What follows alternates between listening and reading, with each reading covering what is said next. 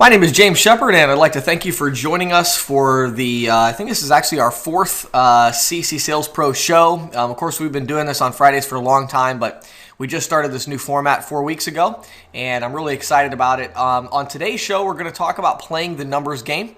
And, you know, it's interesting, this webinar actually came about because I was reviewing some old notes that I had from my sales training career previous to this industry. I was a corporate sales trainer at ServiceMaster out in the Chicago region. And when I was out there, one of the things that I noticed that was so interesting to me after doing sales training for a few years was that how differently top agents were actually managing their day, actually out in the field prospecting, the reality of what top agents do versus what average and even underperforming agents thought that they did. It was very interesting.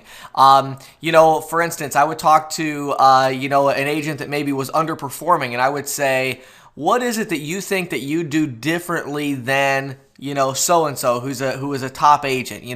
What do you think that he's doing different than you? What is the reason why this agent is succeeding and you're not? And usually the answer was, well, that person is just such a good salesman. They are so good at overcoming objections, and it seems like no matter what somebody says, they know exactly what to come back with, and, they just take people that are not interested and make them be interested.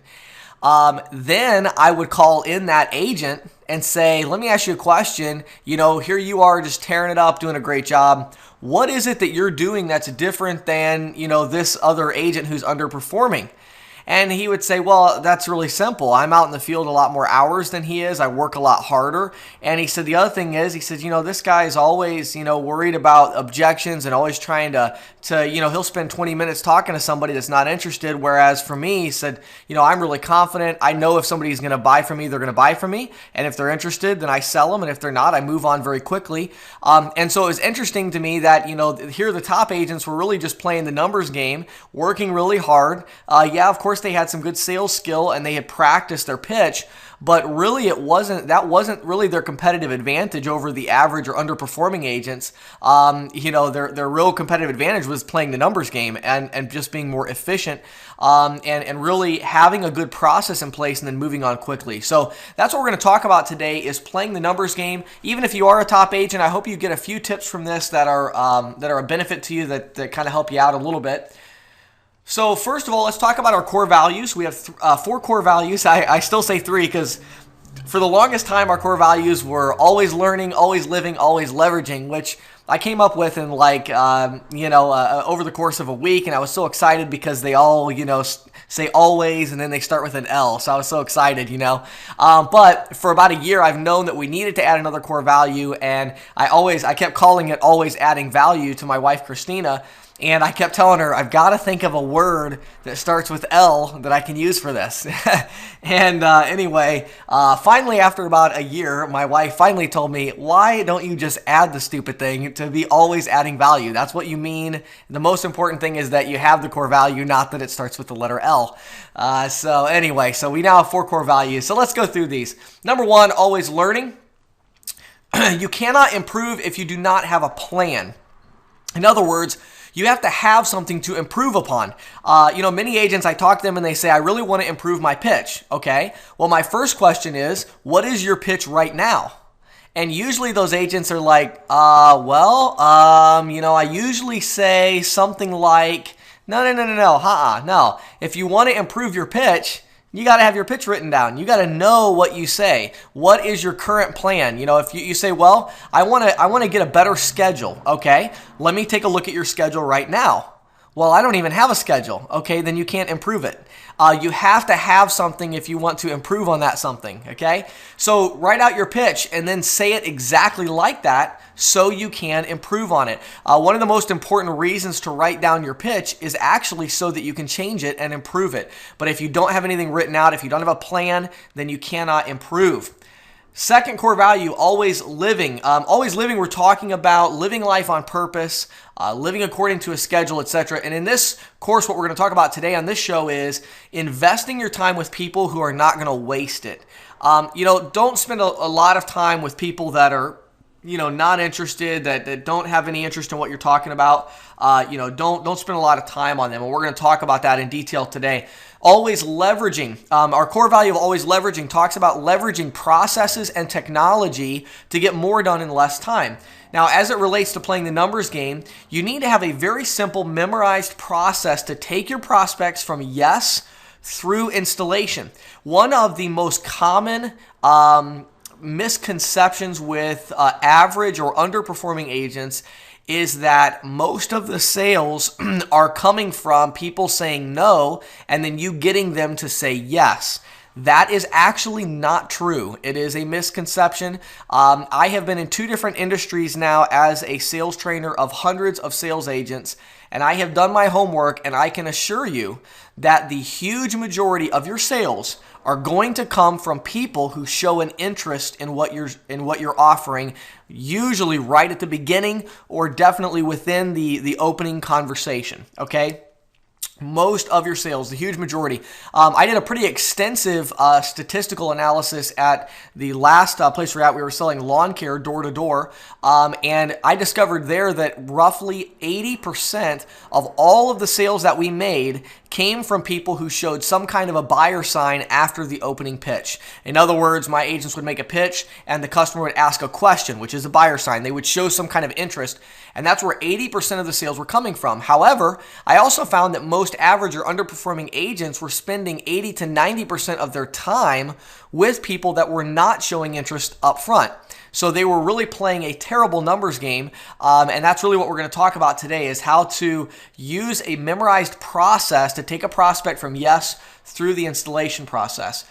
Our 4th core value, always adding value. Find those clients who you can really help, and then communicate your values to them and your confidence to them. In other words, find people that are interested and then let your confidence and your values make that sale. Let's get into our main part of the show here, playing the numbers game. I'm going to give you 10 tips today on how to effectively play the numbers game.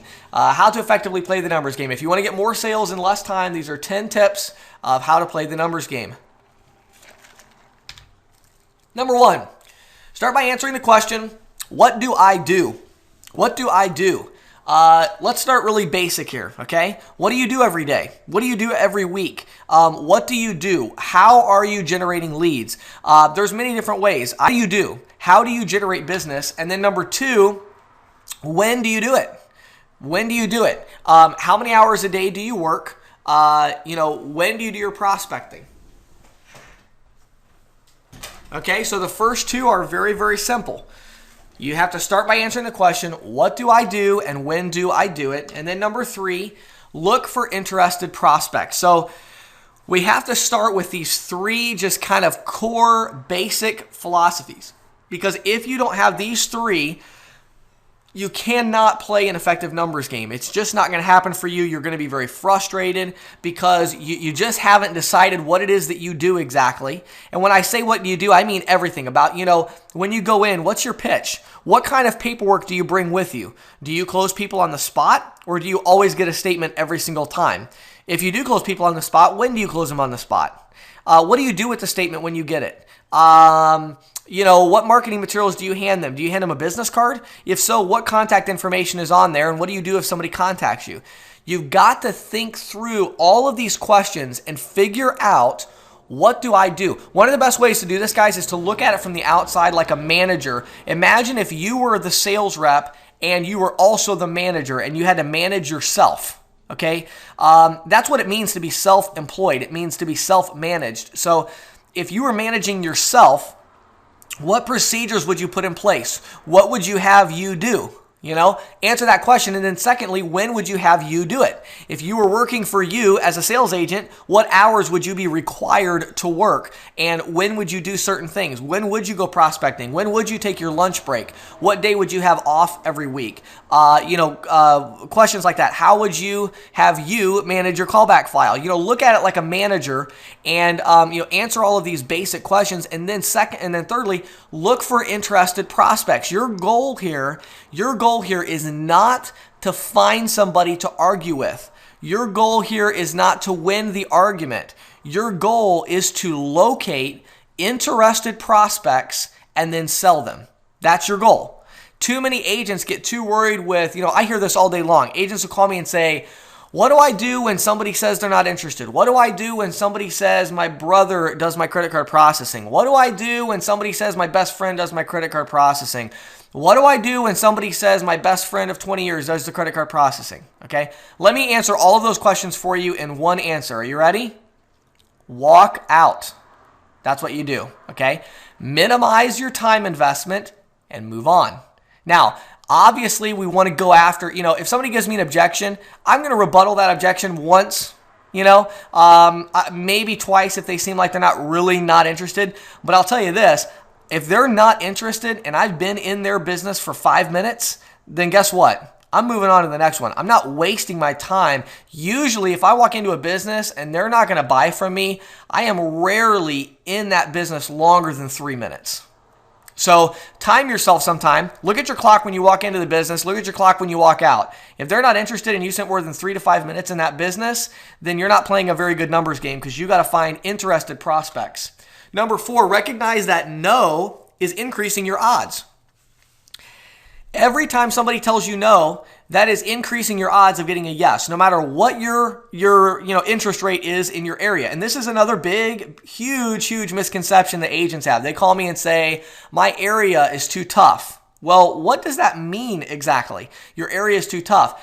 What you should be doing is you should be focusing all of your energy and time, or as much as you can, on interested prospects. So whether you have to go through, in my market, for instance, I have to get about 5 or 6 no's from a business owner before a business owner tells me, yes, I'd be interested, and I give you a statement and I can move forward. Okay. Now, if you're in, markets like Manhattan, or if you're in markets like Los Angeles, you probably have to get 20 business owners to tell you no before somebody will be interested. But either way, that shouldn't really be that big of a difference as far as your time management, because if you're only spending 2 or 3 or 4 or 5 minutes on each of those no's, then whether or not you have to take 7 or 8 no's or 20 no's, either way, it's not going to take you that much extra time to get those additional 13 no's if you're doing, running the numbers game correctly. So you got to recognize that every time you get a no, you almost got to walk out of that business like, yes, I'm one step closer to a sale because that person told me no. That increased my odds. Now, when you first walk into the business, of course, you're thinking this is going to be the one. They're going to tell me yes, and you've got that your positive attitude, and you're thinking this is it. But if they're not interested, it doesn't hurt your feelings. You're not devastated this person told you no. That just increased your odds. Move on to the next one. Move on to the next one. Move on to the next one. Keep going. Keep going. That's what's going to help you play an effective numbers game. Now, one thing you can do to increase the numbers game, and this is something I do, if somebody tells me no, man, I get their email address. I get their email address like 50% of the people that tell me no give me an email address. I walk in, hey, I'd love to, I'm a local guy, I do credit card processing. Who you guys using for credit card processing? No, you know what, James, I'm not interested. I use my friend, my bank, whatever. Not interested in your service at all. But thanks for stopping by. Okay, hey, no problem at all, man. Thanks so much for your time today. Hey, let me ask you one thing. I send out an email once a month. Has all kinds of great tips for small business owners here in the Altoona area. I put, local business news in there, tips about how to, save money on different services, touchscreen point of sale systems that I offer, things like that. Would you mind if I sent you my monthly email just as a, I'll do it as a courtesy to you, even though you're not a customer of mine. I'd love to send it out to you just so you can get some updated news. You wouldn't mind that, would you? And they'll usually at least half the time say, oh, that's fine. Yeah, go ahead and send that to me. They give me their email address. Boom, I move on to the next one. If you do that consistently for a year, you're going to have 1,000 or 2,000 email addresses, and you're going to be generating 3 or 4 sales a month just from the email addresses that you have collected if you're effectively email marketing them. And the role play we did was, I didn't tell them what I was doing, but I said, go ahead and pitch me. And what I was doing was I was playing the part of a customer that wanted to buy merchant services from them. I wasn't happy with who I currently had, and I was interested in buying from them. And what I did was I wanted to see how long would it take them to get me to the point where I would actually say yes. I was already ready to say yes when they walked in the door, so I wanted to see how long would it take them to get me to the point where I had the option of purchasing the service. So what you want to do is you need to think about your pitch in terms of, what if everybody I talked to wanted what I was offering? How would I pitch the service? That's what you got to think about, okay? If everybody wanted it, how would I pitch it? If you want to practice this, here's what you need to do.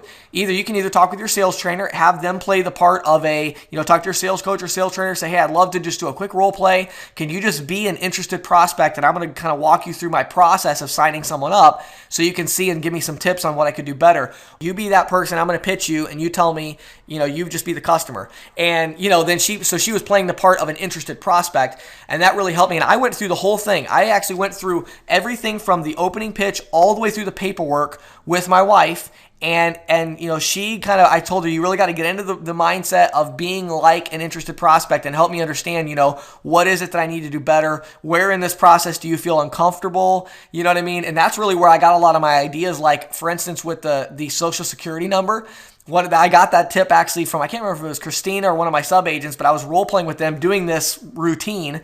And I said, now I just need your social security number here. And they were like, my social security number. And then, and they're like, okay, I'm feeling really uncomfortable right now at this moment, because they're giving me feedback. And I said, well, what can I do to make you feel more comfortable? And they said, you're sitting like right here looking at the paper, and I'm writing down my social. It just seems weird. It's like you're looking over my shoulder and watching me write my social. So that's when I started doing this little thing where when I slide the paperwork over to have them put their social security number down, I first of all make sure I'm always sitting on the other side of the table, and then secondly, as soon as I slide the paper over, I open my planner or look at my phone, my calendar on my phone now, and I look down at that and just scroll through and look at my phone while they're entering their information. Since I started doing that, I've never had one person give me a problem about entering their social on the paperwork, never. So just little things like that. You'll get a lot of good tips. Just role play with a friend or family member, business partner, and say, hey, you be an interested prospect. Give them a specific profile. This is who you are, and then role play, and that will help you a lot. Learn to close on the spot. I think we really kind of shot ourselves in the foot on really getting away from, a lot of these processing companies, they are pushing that you have to close on the spot. So I really kind of went in the opposite direction because I don't think that normally, 70% of the time you can't close on the spot. You know what I mean? It's not the best thing to do because a lot of times somebody's interested, but they're not ready to sign right now. And you got to get the paperwork. You got to get the statement, get the analysis done. But 30% of the time, you can close on the spot. So be ready to close on the spot. Think through that. I'll give you an example. If I go into a place and they're not accepting credit card right now, why would I come back? Just close them. You should have all the paperwork ready to go to close them on the spot because they're not accepting credit cards. So what are you going to do when you come back? Just close them. If you get somebody that has an effective rate of 5 or 6%, you can save them whatever. Let your confidence in your core values increase your odds. When you get out in the field, this whole playing the numbers game thing, it really just kind of goes all together. And I've seen agents that were just incredible closers. There's a guy right now, a really good friend of mine named Josh Bryan, and he owns his own business doing lawn care. And last year, I might be a little off on these statistics, but last year he started his business, and 12 months later he had made 950 sales in 12 months that he made. These were individual, and he personally made these sales. And these were individual homeowners that he sold lawn care to.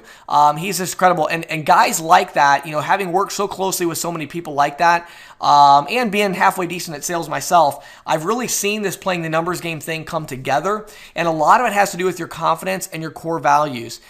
So many sales agents get out there and their only core value is commission. You know what I mean? It's like, I want to make commission. Okay, so what's your business all about? Making money. Okay, that's good, but making money is like a byproduct, What are your core values? Maybe you share my core values or maybe you have some of your own, but what are your core values? Sometimes you can't and you just walk away. I've walked away from quite a few deals, where I went in and said, hey, you know what, man? You've got a great price. I don't know how you got it. I personally think that the processing company you're with kind of messed up a little bit, but you got an incredible price. Your business is too small. You don't need a touchscreen point of sale system. You only have 2 employees, so you don't need payroll. There's nothing I can do for you. All I can do is I'm going to keep in contact with you. I'm going to get your email address. And, as your business grows, hopefully I can add some value in the future. But right now, I can't add any value, so I'm not going to try to sell you something. So when you have those kind of core values, that belief system that you have, along with your confidence of just saying, you know what, you can tell me yes, you can tell me no, I don't care. I'm going to get my sales because I know that I can do it. I know that I'm putting in the work. I know I'm putting in the time, and I'm going to get my sales regardless of whether or not you buy from me or not. You don't say that, of course, but having that mentality, what that allows you to do is when you go in, you're easy going. You're not desperate. You're just easy going. You're walking in, you're meeting people, finding out if you can add value, and if you can, you're selling them. And if you can't, then you're moving on to the next person. So just having that confidence and core values. Number 8, use your callbacks to increase contacts. Let me spend just a couple minutes on this because it's so important. Use your callbacks to increase contacts. Here is what many average and below average sales agents do. They go out in the field and they get 5 or 6 callbacks. Out of those 5 or 6 callbacks, really only 2 of them should be callbacks. The other 3 just didn't want to buy, and the agent wasn't willing to push them to a yes or a no, and so they got a callback. Then they take these 5 or 6 callbacks and they obsess about them. And the next day they get another 5 or 6 callbacks. And by the 3rd or 4th day, they've got about 30 callbacks. And all they're doing with their time is just running through over and over and over and over again the same callbacks. Because they're analyzing each one. Boy, this guy I think he's going to buy. And this lady here, I don't know, I think she might buy. And if she buys, she might even get a point of sale system. Okay, you ever hear the saying, a bird in the hand is better than 2 in the bush? Okay, they haven't bought anything yet. So guess what they are? They're a contact, okay? Use your callbacks to increase your contacts. Stop obsessing over them, okay? Stop evaluating them. Stop trying to figure out is this callback going to make me $1,000? Don't worry about it, okay? Here's what callbacks are designed to do. Callbacks should increase the number of contacts that you get each day because you have a name and a number or a name and a business address that you can walk into and you're going to get a contact there. So don't waste a lot of time trying to prepare and trying to figure out, and just don't do that. Just go through your callbacks every day. As quickly as you possibly can, make contact and see if they're interested. And if they are, then go sell them. And if they're not, then say thanks, have a nice day, and move on to the next one. Callbacks are not, golden. Callbacks are just contacts. If you're just going out in the field prospecting and you're just going to walk into 20 businesses, you might only get in contact with 3 or 4 business owners. But if you're going to 10 callbacks and you know what time they're normally in, the name of the business owner, you can usually get 5 or 6 contacts by walking into 10 businesses versus 3 or 4 contacts walking into 20. So the key part of the numbers game that callbacks play is that they should be increasing the number of contacts you get, not decreasing the number of contacts you get because you're so worried about them that you're planning and thinking and sitting outside their business for 30 minutes trying to figure out what you're going to say. Callbacks are just a way to increase your contacts. Number 9, and this kind of goes along with the last one I just did, but stop thinking and start acting, okay? Stop thinking and start acting. Most of our agents spend an inordinate amount of time thinking about, is the merchant services industry the right, did I make the right decision to go with this? Is this customer going to buy? Should I pitch this service? Okay, stop thinking and just start acting. Just go do it. Just get out in the field and just do it, okay? Playing the numbers game means that you stop thinking and you start acting. Now, I understand thinking is important, okay? But thinking is important when you're sitting at home planning what you're going to say, planning what you're going to do, planning where you're going to go. That's point number 1 and 2, the first 2 tips I gave you here. You answer the question, what do I do and when do I do it? So take 5 or 6 or 10 hours and think about those 2 questions and answer those 2 questions, and then stop thinking about it and then get out in the field and execute your strategy and just make it happen. Just get out in the field and just start walking into businesses one after the other. Don't think about it. Just do it. Number 10, finally, improve your process over time. Playing the numbers game is all about creating a plan at the beginning, then executing that plan, and then after you've successfully executed your plan, you can look at your results from that plan, and then you can improve that process over time. Okay, so improve your process over time. Not improve your process every hour. Improve your process over time. Don't change your pitch every hour. Okay, get out there and use the pitch that you've created for yourself. Okay, talk to your sales trainer or coach about it. Make sure you have a good pitch. Make sure you have a good process in place to take people through, all these things we talked about today. But then You got to at some point get out there and do it. And then after you've done it for 3 or 4 weeks, then you can look at your results and say, boy, you know what? I'm kind of losing people at this part of the process. Let's see if we can improve that. Or I'm getting a lot of no's at my opening. Let's see if I can improve that a little bit. But slow incremental improvements over time, that's the best way for you to improve. And I'm sure I'll talk with you soon.